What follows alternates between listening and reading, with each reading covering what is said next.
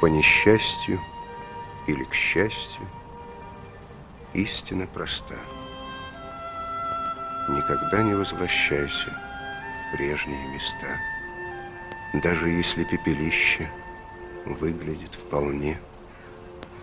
Не найти того, что ищем, ни тебе, ни мне. Путешествие в обратно я бы запретил. И скажу тебе, как брату, душу не мути, а не то рвану по снегу, кто меня вернет, и на валенках уеду в 45-й год.